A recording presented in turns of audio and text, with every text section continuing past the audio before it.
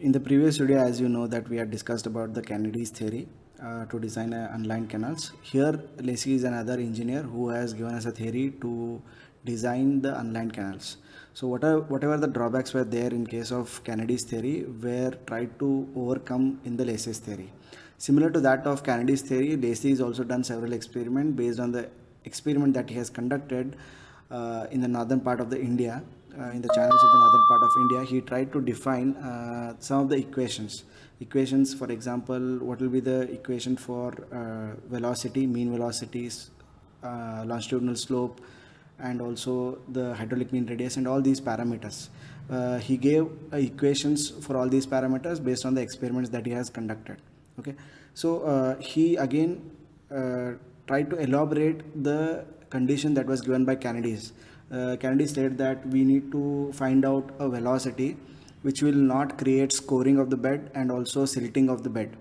So based on this theory, he tries to elaborate and he tries to find out the suitable equations to find out the velocity and all the other parameters.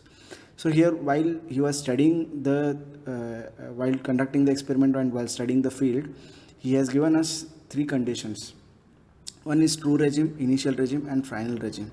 So let us try to understand what is a true regime is.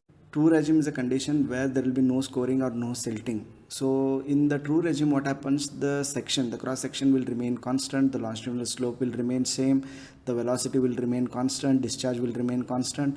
So if discharge or if the flow satisfies all these conditions, then only we can call it as a true regime. As you can see in the slide also, these are the set of indicators which will tell you whether a channel is true regime or not.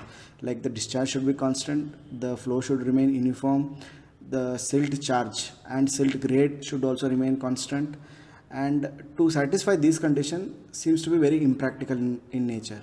There can be a situation the silt grade and silt charge will change with respect to cross section, and this is not anything which can be practically viable or it can be considered.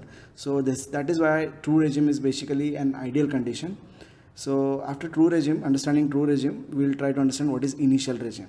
So you know that when you dig a channel, the soil is disturbed, though you have maintained a cross section, you have designed it. So when you make the water flow in that channel, it is having a disturbed soil.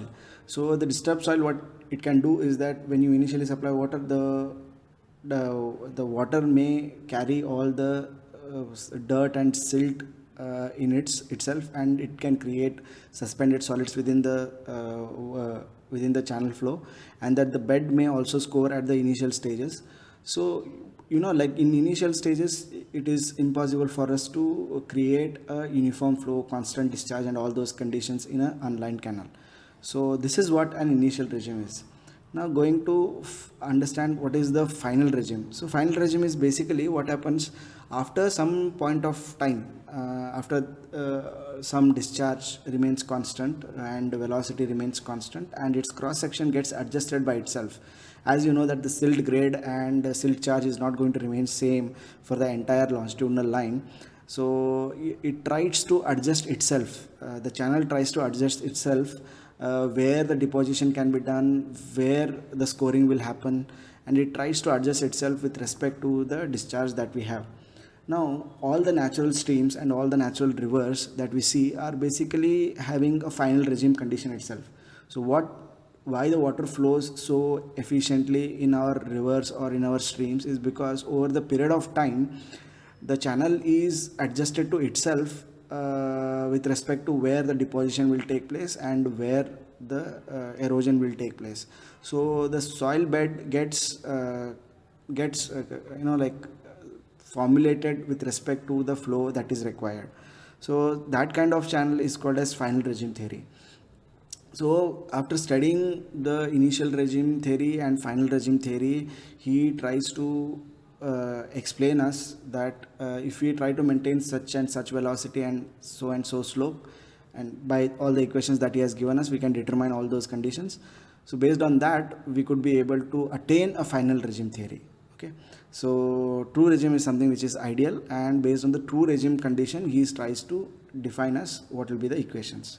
Okay, so as you can see, this is the design step of Lacey's theory. First, what we need to find out is the silt factor. How much is the amount of silt that is available. Based on that, this factor will be defined. So what we do is that D50 in mm. Okay, so whatever D50 is there, particle size diameter, we'll try to find out. So D50, when we find out, that will be substituted into the silt factor equation.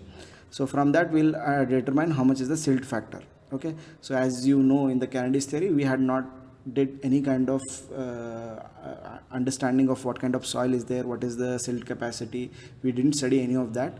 So here we are trying to determine what is the D50 mm, okay, in mm. So when we define that, we can be able to determine what is the silt factor. So once we define what is the silt factor, it explains you basically how much is the percentage of silt that is available in the soil. So from that, he has conducted several experiments, as I told you earlier. Based on the experiment that he conducted, he concluded this equation for us, where velocity is equals to q into f square divided by 140 raised to 1 by 6. So this will give you the mean velocity. Here we are not going to first determine what is the critical velocity, and then we try to find out the mean velocity, and then we try to balance it by changing the y value. So here we will not do anything like that. We will try to determine what is the mean velocity by using this equation. So once we determine what is mean velocity, we can calculate how much is the area, because we will have a discharge that is to be given to our canal. So that discharge will be given to you, and we have determined the velocity from this earlier equation. We can calculate how much is area. So once you calculate the area, we can calculate how much is R value. R is the hydraulic mean radius, which is given by this equation, 5 by 2 into V square by F. So once we know this, P equation is also given to you, perimeter equation, and we can also calculate based on the channel cross section. We can determine how much is the P value. Okay, so R, P, A, everything is calculated. Now we can calculate how much is the bed slope. Bed slope is given by this equation. S is equals to F raised to 5 by 3 divided by 3340 into Q raised to 1 by 6. This will give you the longitudinal slope of the canal. Okay, so here the design step is quite clear. What we need to do is we need to have the value of D50. If D50 is not given to you, he will give you what is the silt factor. If you know the silt factor, the discharge is given to you. Based on that, we can calculate velocity. After that, we can calculate area, hydraulic mean radius, perimeter, and then we will calculate how much is our slope. Okay, by this we could be able to determine how much is the dimension of a canal. Okay, so what are the drawbacks that we can see here? While explaining the Lacey's regime theory, Lacey says that the channel section will become semi-elliptical shape. Okay, if you go to any natural stream or natural river, they will not have a trapezoidal section or rectangular section or anything like that. They basically have a semi-elliptical shape of cross section. Okay, so though he knows that the channel is semi-elliptical in shape, but while designing we didn't consider that condition. Okay, so that's why this may not support the natural condition. These are some of the limitations that we have. Now one more thing is that we have considered what is the type of silt, but we didn't understand how much is the sediment that will be transported by the flow of water. Again, this is another limitation. The characteristics of regime channel are not precisely defined. The characteristics of that regime is not clearly defined by the Lacey's theory, right? So these are some of the drawbacks of Lacey's theory. So we can quickly see what is the comparison between the Kennedy's theory and Lacey's theory. As you can see in the Kennedy's theory, he basically considered the section to be trapezoidal. In Lacey's theory, he is saying that it is a semi-elliptical channel. Silt is kept in suspension due to eddies generated from the bottom. Now in case of Lacey's theory, he says that the silt that is suspended will be not only from the bottom but also from the sides of the channel, and he tries to counter that. The entire perimeter of the channel will create eddies around its boundary, which will make the solid suspended in the water flow. Okay, in case of Kennedy's theory, he tries to use the Cutter's equation to calculate how much is mean velocity. In case of Lacey's theory, he has given his own velocity equation, as I told you earlier. And in case of Kennedy's theory, there is no equation to calculate the bed slope, but in Lacey's theory, he has given us an equation to calculate the bed slope. And Kennedy's theory is basically trial and error method. It means what, you keep on substituting the value of y and you try to make the ratio of critical velocity by mean velocity equal to 1. So it's a trial and error procedure where you keep on changing the depth of water, which is y value. In case of Lacey's theory, it can be directly calculated. There is no need of doing trial and error method. Okay, so applicable for alluvial channel, as well as for rivers also. Okay, so these are some of the differences or comparison that can be done between Kennedy's theory and Lacey's theory. So let us try to solve the problems on Kennedy's and Lacey's theory. First, let me read this problem. After that, we will try to understand the solution of it. Okay, so design and sketch. I have not drawn any sketch here. You can draw the sketch by yourself. Design and sketch a irrigation channel to carry 5 cubic of water. Okay, so discharge is 5 cubic. The channel is laid on a slope of 0.2 meter per kilometer. Okay, assume n is equals to 0.025 and m is equals to 1. Okay, right, first thing first, we need to first assume a depth of water. Okay, so let us consider the depth y, which I have given in the equation. Let us assume the depth as 1 meter. Let us calculate how much is v0, which is critical velocity. So 0.55 multiplied by m multiplied by y raised to 0.64 is the equation. So we know how much is the value of m, which is 1, and let us substitute this and find out how much is our critical velocity, which is 0.55 meter per second. Okay, after calculating how much is this, we know how much is the discharge. From that we will calculate how much is area. Area is determined, which is 9.09 meter per meter square, where we know area is equals to q by v. Here v is nothing but your v0, which you calculated, which is 0.55, right? So once we calculate how much is area, we know how much is area, and we have assumed a y, which is 1 meter. So we know the equation for a trapezoidal section. So b into y into k into y square, which we already know.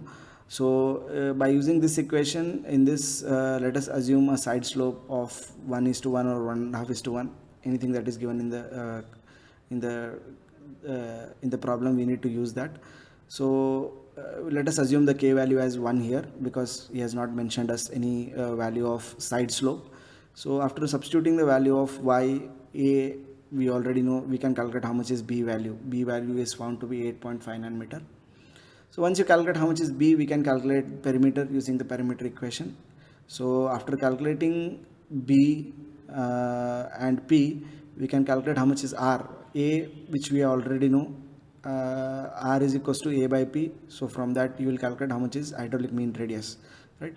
So now let us calculate how much is v. V is equals to c root of rs, where c is a Church's constant, which can be calculated from Cooter's equation. So this is what the Cooter's equation we have. Here n value is given to you, which is 0.025. S value is the side slope, which is the longitudinal slope, which is 0.2 by 1000. So you can substitute that here in s, and we know r value which we determined here, which is 0.84 here. So substitute all those values and determine how much is c value. C value is something 42.85. So once you know the c value, you know r value and s value, substitute that and find out how much is velocity. So velocity is somewhat 0.555 meter per second, and this is your mean velocity, and your critical velocity was 0.55. If you take the ratio, it is nearly equal to 1. We can say that the considered trial depth was correct. If this had made any difference, if it is 1.2 or 1.1 or anything like that, we would have revised this depth. Okay, right? So this is how you design a channel in case of Kennedy's theory.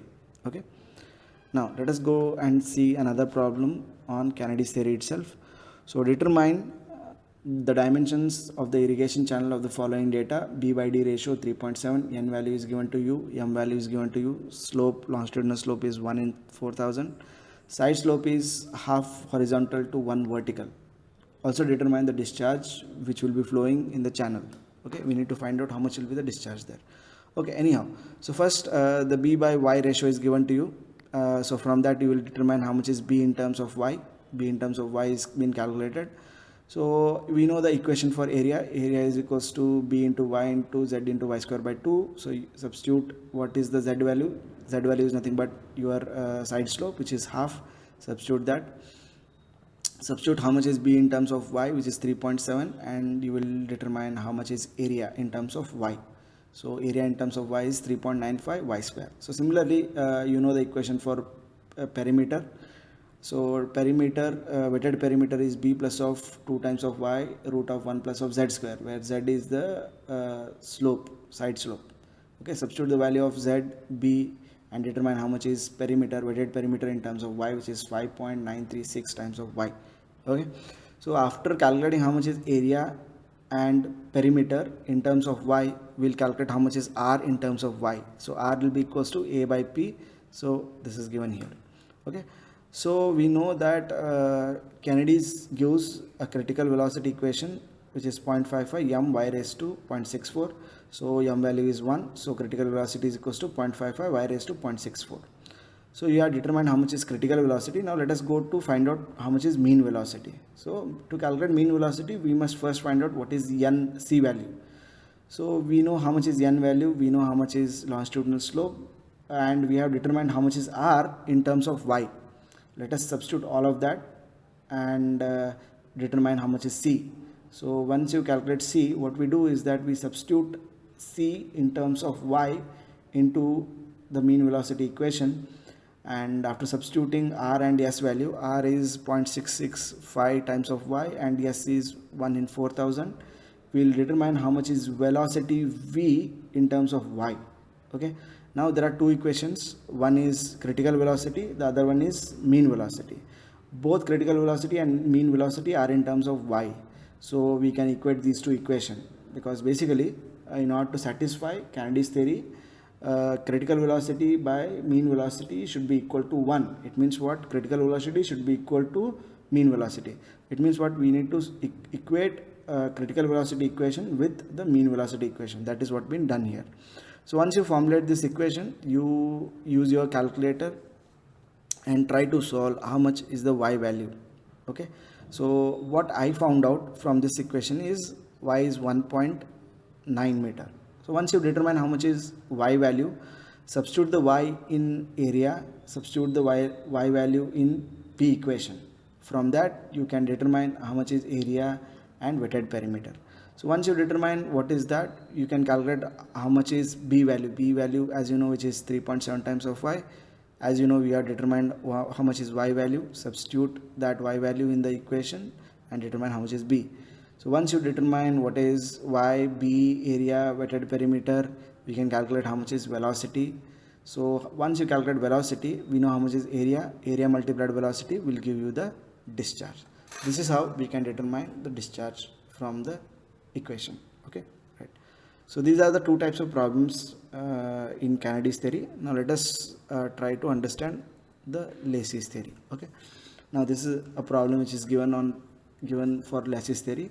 I'll read out the problem first. Design an irrigation channel in alluvial soil according to Lacey's silt theory for the following data: full supply discharge 10 cumex, Lacey's silt theory 0.9, silt factor 0.9, side slope of the channel half horizontal to 1 vertical. So here we don't need to use the F equation because he has not given us the value of D. He has directly given us how much is the value of F. F value is 0.9. So we know the equation for velocity, which is q into f squared divided by 140 raised to 1 by 6. Just substitute the value of discharge. So discharge is 10 cumex, silt factor is 0.9. Determine how much is velocity. Once you determine the velocity, we can determine how much is area. So once you determine area, you can calculate how much is r, and you can calculate how much is p, and by calculating p, we can again cross check whether the r value is correct or not.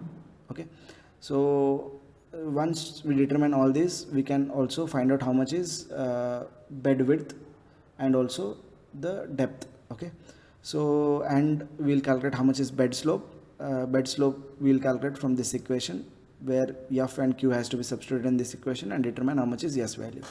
This design is quite simple because we have all the formulas which are given by Lacey's theory. Using those formulas, we'll determine the dimension and also the longitudinal slope. Okay, So this completes the design of canals using Kennedy's theory and Lacy's theory. In the next video, we are going to discuss about the reservoirs. Okay, thank you.